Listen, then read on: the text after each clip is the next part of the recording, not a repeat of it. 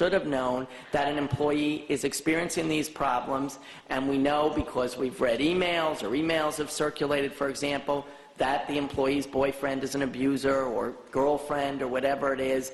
If we have knowledge and then we allow that employee's boyfriend or girlfriend on the premise and then they attack the employee, we can have liability from that standpoint too. So it's very important also to take from this with respect to domestic violence issues that as an employer you address your security issues, both because you want to protect your employees anyway from from people that are after them or what have you, so both for the obvious as well as from the legal implications, and that we look at policies such as our security procedures and our workplace violence policies to make sure that they're up to date to best protect the company both from an HR standpoint as well as a legal standpoint. So the world of domestic violence and employment issues has always been there, because obviously a business has to address issues when an employee is subject to this kind of abuse. But now, in light of the laws, there needs to be much more of an awareness, and we need to tread much more carefully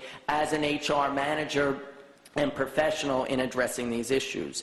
So in the latter part of our program, we now move to what about bullying as well. Well, the interesting thing about bullying is that unlike victims of domestic violence who have special protection, somebody who is subject to just straight bullying in the workplace in the United States, as we stand here today, does not have special protection.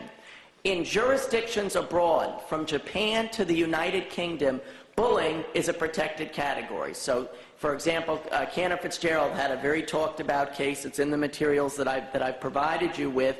In the UK, when somebody was subject to bullying and they had a substantial judgment against them. In the US right now, bullying is not a protected category.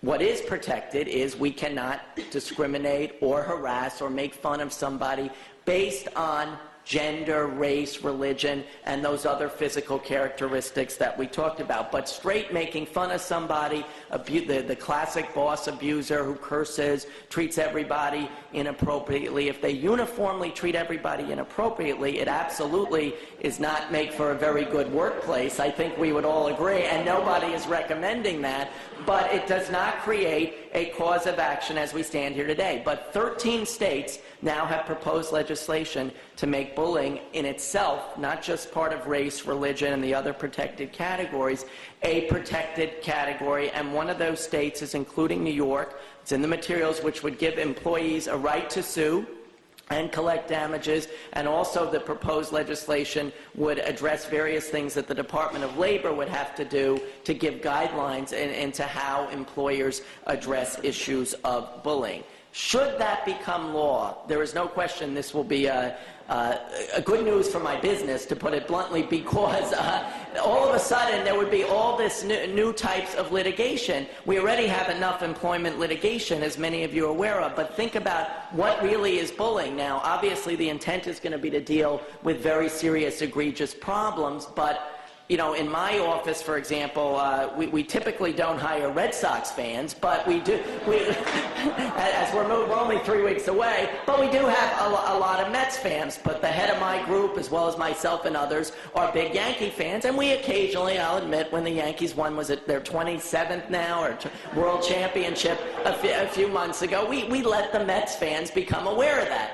Now, is that going to create a cause of action in bullying? You know, so I think that obviously proposed legislation with respect to bullying would open up new avenues of concern for HR professionals. But in all seriousness, it doesn't matter whether it becomes law or not, because you have the HR issues, number one. We obviously, occasionally we joke around about what team you cheer for, what kind of car you drive. That's probably okay. But serious abuse, whether it's in emails, verbal abuse, making fun of somebody, yelling at somebody, screaming at somebody, the classic boss I think we all agree from an HR standpoint, it's horrible. There is no, and Dennis, I'm sure, will speak more about that. It creates for a very unpleasant and unproductive workplace. So obviously, whether this becomes law or not, we do not want bullying to become we do not want bullying in our workplace. But more importantly, and this is the crucial, I think, point from where you sit, it also doesn't matter because our experience in our many years of working with companies on employment law issues is when you have workplace bullying issues and when you have the classic bullier, that person has to be dealt with. Why? Because typically, and I don't have the statistics, but I can talk to you from practical experience, that person is also, number one, obviously for the obvious, making it unpleasant for everybody else, but also those same people are likely to be the same ones who engage in inappropriate behavior along the lines of harassment and discrimination. In other words, the employee who curses out people, makes fun of people, is also likely to be the one who may ultimately, if not stop, make the racially inappropriate comments, the gender bias comments. So as HR professionals, when made aware of such issues from an employee relations standpoint, we have to investigate those issues because it makes sense, obviously, from a workplace. We don't want these types of bulliers to get away with it, but also it does lead, if we don't, it typically will result in harassment and discrimination claims. And then we have the subtle bulliers. In other words, if an HR manager calls me and says, I've got the classic bullier, he's saying this, that, and the other thing,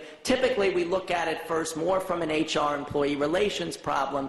If statements have not been made directly related to somebody's race, religious beliefs, or national origin, we're dealing with it from an employee relations standpoint right now because, again, bullying is not protected and the remarks are not tied to one of these discriminatory classifications. But, and this is the key but, if we can establish that the person who's bullying perhaps is targeting the minorities. Those are the ones that are typically who are on the receiving end of the inappropriate comments or yelled at more likely. Or the women are treated or yelled at more than the men or made fun of. Even if it's not discriminatory on its face, that too can lead to disparate treatment cases and even class actions, arguably, because the bullying is targeting those people of a particular protective category. So how do we, in closing, how do we address these issues? Obviously, we need to be mindful of workplace bullying. We need to eradicate it immediately as an HR professional. This will be especially true if the legislation is passed,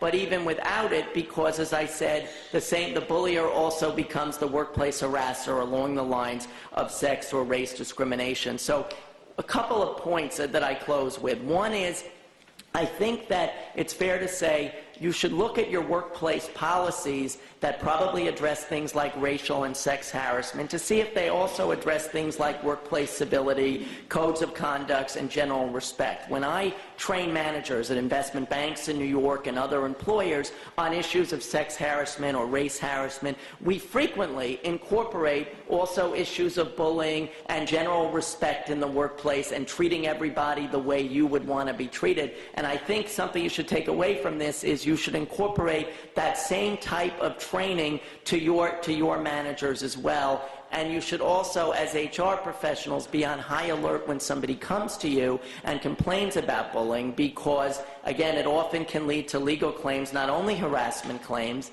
but also tort claims if somebody's being assaulted at work. And then you have the obvious HR effect that I'm sure Dennis will talk about, which is when there's a classic workplace bullying, you have more employee attrition, you have employee morale issues, you also have high absences, and even getting back to the legal piece, we tend to see more ADA claims. Somebody's been yelled at by their supervisor. It causes mental stress, physical stress even, sickness, depression, and that, of course, can lead to employees now having a protected disability. So there's a host of legal issues, even as we sit with bullying not being a protected category right now, and I'll leave it to Dennis to elaborate a little bit more on the HR issues. Thank you very much for your time.